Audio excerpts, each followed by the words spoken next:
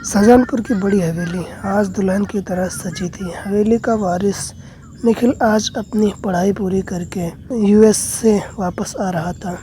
उसकी बड़ी माँ कल्याणी देवी हवेली के गुप्त कमरे में धूप बहुत अंधेरा कर मोमबत्ती की रोशनी में पूजा को अंजाम दे रही थी। उसके सामने रखी हुई मूर्ति आधे मानव और आधे चमगादड़ की थी।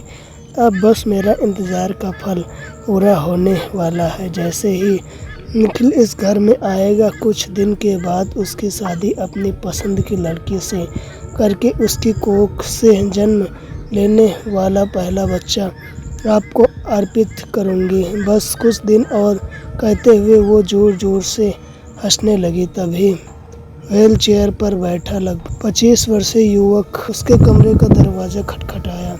रोहन, यह तुम हो?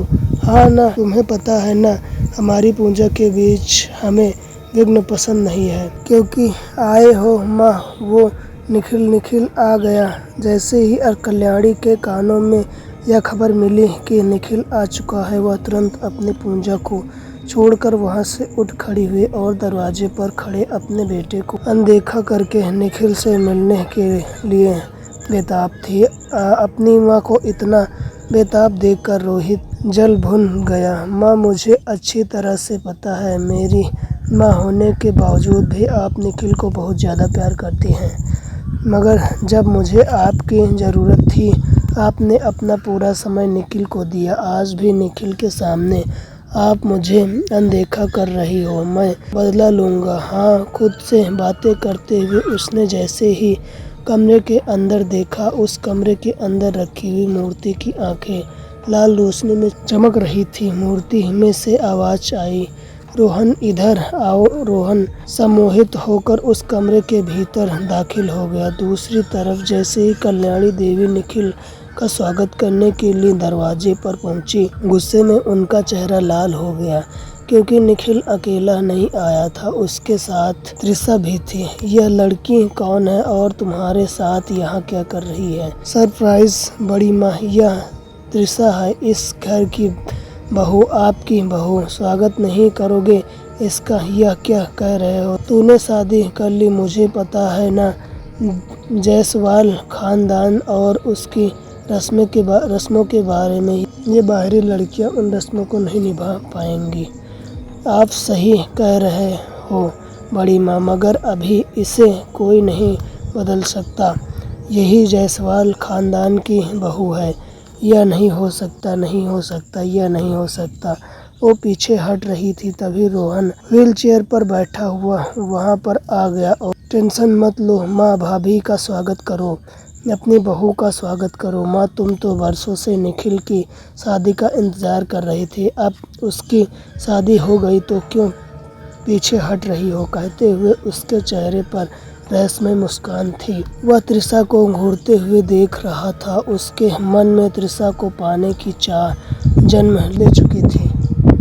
कुछ पल में कल्याणी देवी ने खुद को संभाला और उन्होंने त्रिशा को दरवाजे पर खड़े रहने के लिए कहा। उसके स्वागत की तैयारी करने लगी। देखो बहू, इस घर में बहू के स्वागत की रस्में कुछ अलग हैं। तुम्हें कुछ अटपटा लग सकता है, मगर हम बरसों से चली आ रही हमारी पुरखों की रीत को नहीं छोड़ सकते। कहते हुए उन्होंने एक थाली में रखा। उससे त्रिशा को घर की दीवार पर अपने हाथ की छाप लगाने के लिए कहा। घर की दीवार पर काले हाथों की छाप, जमीन पर अपने काले पैरों की छाप लेते हुए वह घर से भीतर दाखिल हो गई। घर में कहीं भी भगवान की पूजा का कोई कमरा नहीं था। उसे केवल निखिल की माँ पिताजी की तस्वीर के धोखे देने के लिए कहा गया। त्रिशा ने जैसे ही निखिल की माँ की तस्वीर को धोखे दी, उसके हाथ पर कुछ गर्म चीज का एहसास हुआ। उसने ध्यान से देखा तो वो खून की बूंद थी। उसने तस्वीर की तरफ देखा तो तस्वीर से खून के आंसू निकल रहे थे। खून? खून? कहाँ है खून? वो तस्वीर में से खून निकल रहा है। त्रिशा के कहने पर जब निखिल ने तस्वीर की तरफ देखा तो वहाँ पर कोई खून नहीं था। बोलने लगता है सफर के दौरान तुम कुछ ज्यादा ही थक गई हो, तुम जाकर आराम करो, मैं कुछ देर में आ रहा हूँ। निखिल और कल्याणी देवी वही हॉल में बैठे बातें करने लगे। निखिल के यूं बिना बताए शादी कर लेने के कारण कल्याणी देवी उससे नाराज थी, मगर निखिल अपनी चिकनी चुपड़ी बातों से उन्हें मनाने की कोशिश कर रहा था। उन्हें बस बातों के बीच वहीं पर बैठा रोहन खुद को अपेक्षित महसूस कर अपने व्हीलचेयर के साथ वहां से निकलकर खुद को उस पूंजा के कमरे के अंदर बंद कर लिया। अब बहुत हुआ माँ, जैसे तुमने बेटी माँ को अपने रास्ते से हटाया था, अब मैं तुम्हें और निखिल को अपने रास्ते से हटाकर तिरसा भाभी नहीं तिरसा को अपना बना लूंगा, कहते हुए उसने वहां पर रखे हुए अपनी माँ के काले कपड़े पहने और पूरे शरीर पर भस्म लगाकर पूंजा शुरू कर दी। दूसरी तरफ कमरे में अकेले बैठे हुए तिरसा निखिल का इंतजार करते हुए वहीं पर सो गई। अगली सुबह जब उसकी नींद खुली तो उसकी आंखों के आगे कल्याणी देवी खड़ी थी। सुबह के 7 बज चुके हैं, घर के सारे नौकर अपने अपने कामों में लगे हुए हैं और आप अब तक सो रहे हैं। उठिए, जायसवाल खानदान की बहुएं इतनी देर तक नहीं सोती हैं। समझी, आपने भले ही हमें बिना बताए शादी कर ली, मगर घर के बड़े होने के नाते कुछ रस्में पूरा करना हमारा फर्ज है। तैयार होकर आइए, नीचे आपका इंतजार हो रहा है।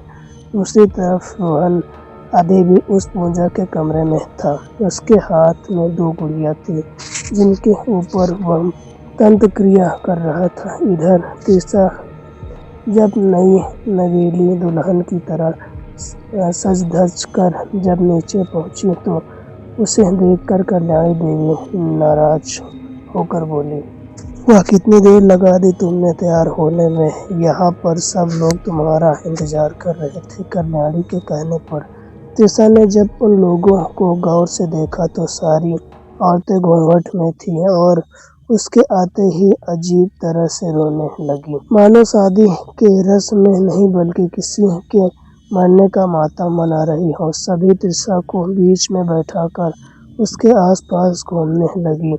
वह कुछ मंत्र पढ़ते हुए उसके ऊपर पानी की छींटें डाल रही थी। कुछ देर के बाद उन लोगों ने त्रिशा के बालों को पकड़ा और उसके बालों का कुछ हिस्सा काट दिया। यह क्या? लोगों ने मेरे बाल क्यों तोड़े? जो हो रहा है उसे होने दो, खामोश रहो। उसके बालों को काटकर उन लोगों ने जैसे ही उसके बालों को जलाया वह धुआं ही धुआं हो गया। त्रिशा को सांस लेने में भी तकलीफ हो रही थी। कल्याणी देवी यह देखकर मुस्कुरा रही थी और त्रिशा के बेहोश होने का इंतजार कर रही थी, मगर उसके पहले ही वह खुद खून नहा गई। पूंजा के बीच में पड़ने से त्रिशा का सम्मोहन टूट गया। दीदी क्या हुआ? कल्याणी को भी समझ में नहीं आया कि यह क्या हुआ। असल में यह रोहन की पूंजा का नतीजा था। रोहन के हाथ में जो गुड़िया थी उसने उसे खून से स्नान कराया था। रोहन उस पूंजा के कमरे में अपनी पूंजा पूरी होने पर हंस रहा था। वही कल्याणी देवी और उसके साथियों के चेहरे पर हवाइयाँ उड़ी हुई थी। कहीं कोई आप पर भी तो वो महिला कुछ कहना चाह रही थी, मगर अपने सामने त्रिशा को देखकर खामोश हो गई। कल्याणी देवी ने उसे गुस्से से देखा। अब आप लोग जाइए, बची हुई रस्में हम लोग कल पूरी करेंगे। कल्याणी के कहते ही वे सभी औरतें तुरंत वहां से चली गई।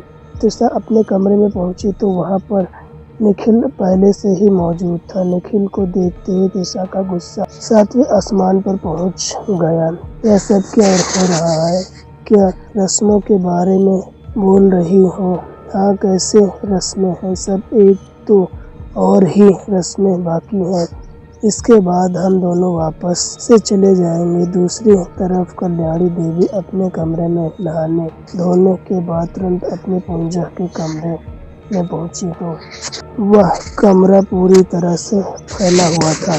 हमारे पीछे हमारे कमरे में कौन आया? एक तरह तो ना जाने किसी लड़की को लाकर हमारे किस तरह की लड़की को हमारे सर पर बैठा दिया। ऊपर से हमारा ही कोई हमारे खिलाफ साजिश कर रहा है, मगर कौन? इस कमरे के बारे में रोहन और हमारे कुछ खास लोगों के अलावा किसी को नहीं पता। कौन हो सकता है जो हमारी पीठ पीछे पूरा घोंप रहा है?